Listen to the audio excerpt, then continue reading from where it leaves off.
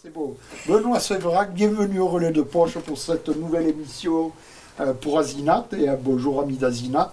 Bonjour à tous. Aujourd'hui, nous vous recevons avec le bruit de nos pas perdus. Donc voilà, de Benoît Séverac. À la manufacture de livres. À la manufacture des livres. Je l'ai écrit en gros. Bon. Parce que là, c'est écrit en petit, il faut le trouver. Tout d'abord, dire aux auditeurs que Benoît Séverac est déjà venu animer des ateliers ici au Relais de Poche et présenter son précédent livre, Le tableau du peintre juif, qui est un peu plus loin, avec un accompagnement musical de la part de Jean-Paul Raffitte, et qu'il a laissé un excellent souvenir dans notre environnement. Votre polar, Le bruit de nos pas perdus, se déroule à Versailles entre institut médico-légal, tribunal et brigade criminelle de la SRPJ, et un détour via la Méditerranée. Vous montez une belle intrigue qui nous tient tout au long du livre et vous l'alardez de faits société. Pourquoi ce parti pris sociétal? Bon, toujours, c'est un peu ma marque de fabrique, on va dire, et puis c'est un peu aussi l'essence du roman noir, quoi. On parle de ce que nous sommes, de comment nous interagissons, quelles sont nos relations entre humains et comment la société est organisée avec ses défaillances, malheureusement. Voilà, ouais, c'est un peu ce qui m'intéresse. Parler des trains qui arrivent à l'heure ne m'intéresse pas trop. Dans cette période de trouble politiquement, où toutes les dérives sont susceptibles de nous occuper l'esprit, à travers vos personnages, vous montrez qu'une autre voie plus humaine est possible. Je dois dire que c'est réconfortant et peut-être salutaire. Comment êtes-vous allé chercher ces traits d'humanité pour les inscrire dans ce roman? Bon, c'est des rencontres, les rencontres de la vie. Vous parlez de politique et d'humanité en les opposant. C'est dommage parce qu'en fait, on peut avoir des opinions politiques, notamment sur l'immigration, sur les rapports sociaux. Et après, quand on est confronté à ce que c'est qu'un migrant ou un réfugié, on peut pas. Je défie quiconque de nouer même pas une amitié, une relation basée sur un échange réel avec un étranger et prendre le temps de faire ça. Je le défie de leur envoyer à la frontière. Bon, il se trouve que dans ma vie, je fais partie d'une association qui s'appelle Welcome Toulouse et qui offre des hébergements en chaîne, c'est-à-dire qu'on se relaie et on prend quelqu'un chez nous pendant un mois. Ce sont des gens qui sont en attente de statut de l'OFPRA. Enfin, okay. L'OFPRA, donc, qui décerne ou pas le titre de réfugié en France, et donc le titre de séjour ou l'autorisation de rester sur le territoire.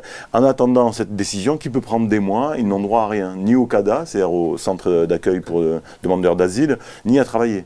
Et ils n'ont aucune vocation à rester à la rue. Ce sont des gens qui ne sont pas du tout des SDF. Il faut être armé pour ça, si tant est qu'on le soit. Mais donc, on les aide, quoi. Voilà, on donne un peu de dignité à leur séjour. Et moi, je ne me prononce pas sur est-ce qu'ils doivent rester ou pas. C'est pas ça la question. La question, c'est puisqu'ils sont là, il faut faire quelque chose pour que ça se passe bien. Et là, ça m'a amené à rencontrer des parcours de vie incroyables et à changer de regard sur ce que c'est que ce qu'on voit à la télé, avec un regard distancié comme ça. Vous n'y allez pas avec le dos de la cuillère, avec un des personnages, Amos, votre people tchadien, qui se retrouve esclave en France dans une famille de la haute bourgeoisie. Voilà un épisode qui nous ancre bien dans le présent, avec ce paradoxe qui ne semble pas heurter une frange de la population. Oui, mais j'en reviens à ce que j'étais en train de dire. À partir du moment où on fait, enfin, je sais pas, si on prend le temps, l'énergie, et si on s'ouvre un tout petit peu à quelqu'un, on ne peut plus raisonner de la même façon, j'en suis persuadé. Et malheureusement, Amos, son cas, n'est qu'un parmi tant d'autres. Il est très représentatif de ce que c'est que de migrer, migrer ou se réfugier, fuir la guerre. C'est une violence incroyable. Ces gens qui sont là sont des survivants, sont des battants. Ils sont bourrés de bonnes intentions et de bonne volonté. Alors c'est peut-être angélique de dire ça, hein. Il y a certainement des salopards au milieu, hein, évidemment, comme partout. Mais globalement, ce sont des gens qui ont envie de s'en sortir et qui sont prêts à amener des tas d'énergie qu'on pourrait utiliser plutôt que de les réprimer en permanence. Voilà. Et puis il y a les soucis personnels des membres de la brigade, vous les rendez humains. leur vie familiale, leurs écueils, leurs joies. Cette partie-là est très bien intégrée au polar et démontre qu'un professionnel est aussi un être fait de sentiments. Oui, la nuance que j'apporte en décrivant les migrants ou les petites gens ou les victimes, donc elle est dans les deux sens. Hein, c'est-à-dire que c'est pas blanc, noir. Comme je le disais, il y a des salopards aussi parmi les gens qui vivent à la rue. Mais chez les policiers, je m'impose la même nuance. C'est-à-dire que, évidemment que les policiers ne sont pas tous alcooliques, dépressifs, divorcés, atrabilaires ou je sais pas, misanthropes. Il y a des gens normaux avec des gosses, des vies normales et qui essaient de bien faire leur boulot. Il y a plein de gens qui dérivent dans la police. Il faut voir aussi les conditions dans lesquelles ils travaillent, etc. Il y a des salopards chez les flics, mais il y a des gens très très bien, donc il faut aussi en parler. Et c'est un peu c'est un peu une question d'orgueil aussi quand on écrit des romans. On essaie toujours d'inventer le personnage atypique qui ne répond pas à des clichés, chez les flics en tout cas. Et moi, ce que j'aime bien essayer de chercher, c'est finalement dans la banalité, c'est là qu'il y a peut-être la plus grande originalité. D'accord.